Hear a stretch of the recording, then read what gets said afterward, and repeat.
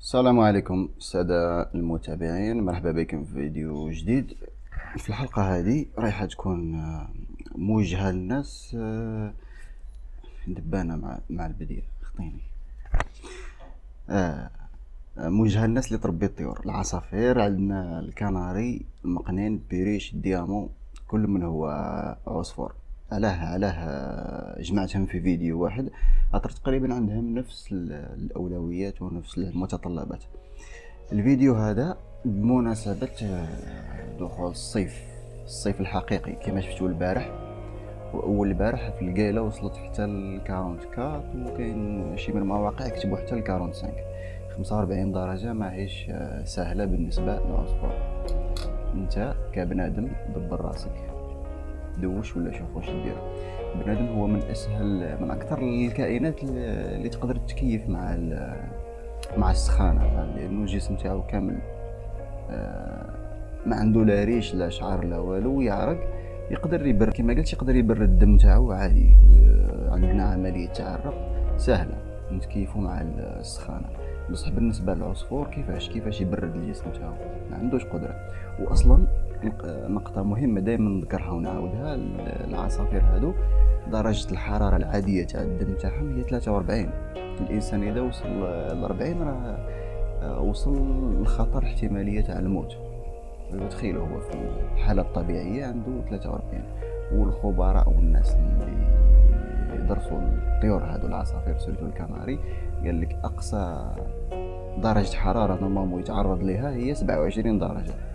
نورمالمون حنا في الصحراء في البلاصه هذه صعيب علينا باش نورمالمون يكون ممنوع علينا اصلا نربوا الطيور هادو مساكين، رانا نعذبوا فيهم. كاين سيرتو كاين اللي تلقاه يخليهم مش عارف كيما نقول في كولوار في كوزينه دوش، مام الكليماتيزور خاسرها فيه، يقول لك ما ندخلهمش معايا. فهمتوا؟ هذه نقطه مهمه كان لازم نذكرها باش تعرفوا باللي رانا متعدين الحدود بزاف. 27 درجه حنا وماناش نوفروها لنفوسنا. 27 درجه مش سهله، الكليماتيزور ما يقدرش يوصلها غير بصعوبه، غير الا كان عندك العزل مليح في الشومبره تاعك. زيد تكلمنا على الحراره، باقي الرطوبه يعني ما من الناس اللي حارصه ويقول لك يعني نوفر ونتهلا في الطيور تاعي نديرهم في كليماتيزور معايا.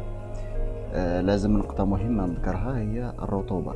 كما على بالك الكليماتيزور المكيف ولا سبليت دوبل كور دايرين ليه واحد تويو برا يخرج الماء، دائما تشوفه يقطر الماء. هذاك في مزق منيجه، هذاك من الرطوبه اللي عندك في الشومبره. علاه اللي يطول فيه مده طويله يحس بالوجع في العظام تاعو في الجسم تاعو. من واش اللي نور يمتص منك الرطوبه، لازم انت تعوضها. سيرتو بالنسبه للطيور في التنفس تاعهم يحتاجوا الرطوبه بزاف.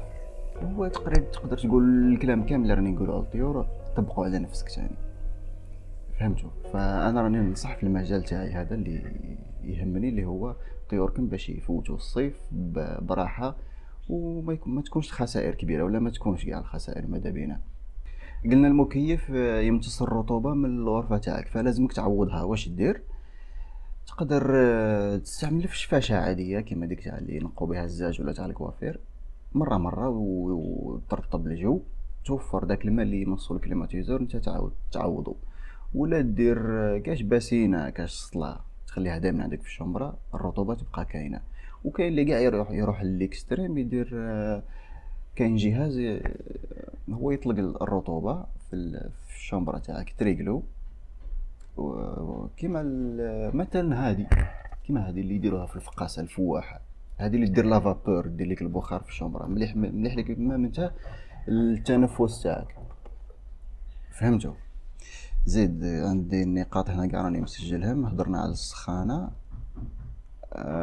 على الرطوبه وكيفاش تنجم توفرها. زيد البيفات ولا المشربيات تاع الماء.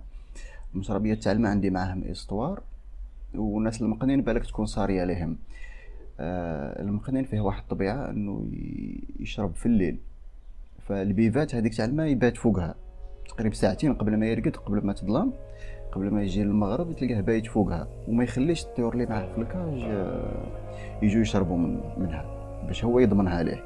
فكاين احتمال كبير هذوك الطيور الاخرين يموتوا بالعطش مساكين بسبب واحد مسيطر على المشربيه ما خلاهمش يشربوا.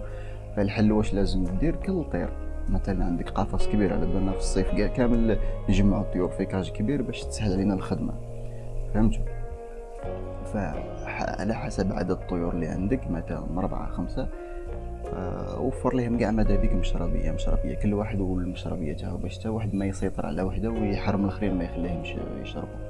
هذه نقطه مهمه. وزيد ثاني بالنسبه للماء اللي فيها، ماذا بيك يتبدل الصباح وعشيه. الصباح غير تنوض بدلو، زيد العشيه مورا العصر ولا مورا الظهر زيد بدلو، 3 مرات 4 في النهار غير بدلو، ياك ماك خاسر والو. نقيها، تغسل المشربيه تاعك، عطي الماء يكون سخن فيها، يكون تفاعل شويه مع البلاستيك، بدلو باش ما ينبتش فيه الخز تاني، فهمتوا؟ زيد هضرنا على المشربيات، هضرنا على الماء، العادات تاع المشربيات هضرنا عليه. النظافه تاع الكاج هذه نورمال حاجه بديهيه ما نحكيش عليها، بس على بالي الناس كاين تعجز في الصيف بزاف، يروح ليها الحافز هذاك تاع التربيه تاع الطيور. بصح لازم في النظافه ما تفرطش فيها، ضروري تغسل البلا سيرتو البلا، على بالك من البكتيريا. واش هي الحاجه اللي تخلي البكتيريا والفيروسات تكاثر؟ هي السخانه كاينه موفره، تولي دايره فيك حاله، يبداو يكثروا الامراض عندك والعدوى، فهمتوا؟ زيد قلنا النظافه. النقطه الرابعه الخامسه الفليتوكس خطوكم منه سيرتو. ولا بغيت ديرو مثلا تاع عندك كاش حشرات، عندك نمل، عندك الجريلو، باغي ديرو عندك في الدار، ماذا بيك تخرج الطيور تاعك للحوش، خرجهم يشموا الهواء طبيعي. كي يكمل الخدمه تاعو الفليتوكس عاود رجعهم، لانه علاه الفليتوكس هو ماده سامه، سم قاتل يقتل الحشرات. واش هي احنا كبشر ما ياثرش علينا بزاف، خاطر شوفوا الحجم شحال. الكناري شوفوا الريه تاعو تقريبا قد هكا، قد حبه تاع حمص، هذا هو الحجم تاع الرئه تاع كناري ولا بيريش ولا عصفور. يعني كي دير انت الفليتوكس هو راه يستنشق ديك الكميه، ما بداك الوقت ما تاثرش فيه، بصح راه يدير له اعراض. كيما على بالك الطيور هذو كائنات حيه، يقدر يجيها الكونسير، يقدر يجيها اي حاجه من السموم هذه ومن المشاكل. زيد النقطه اللي بعدها عندنا التشماس. قلت لكم الشمس ضروريه للطير، على بالكم باللي واش الفوائد تاعها بلا ما نعاودوها. بصح انا ننصحكم ما كلاش لانه هي اسباب 90% هي السباب. الناس كاع اللي حكاو لي الاسطواره تاعهم مع الطيور كيفاش ماتوا ليهم، يقول لك سبتها الشمس، يقول لك حطيته نتشمس، دخلت نشرب كاسات هاي وانا خرجت لقيته ميت، حطيته يدوش وخرجت لقيته ميت، يقول لك حطيته ونسيت مشيت نرقد. فمن الاحسن الشمس نقول لكم ما كلاش، غير خطوكم منها من حتى اكتوبر ولا نوفمبر ان شاء الله عاد بدا التشماس تاعك. سيرتو اللي فيه السهوه واللي كيما نقولوا غير هاوي، ماهش متعلق بدوك الطيور، ما همش في راسو، فهمتوا؟ دايرهم غير حاجه زياده كيما هك. هاد الفئه من الناس ما نصحهاش تشمس، ما تشمس الطيور، تخطيك من الشمس.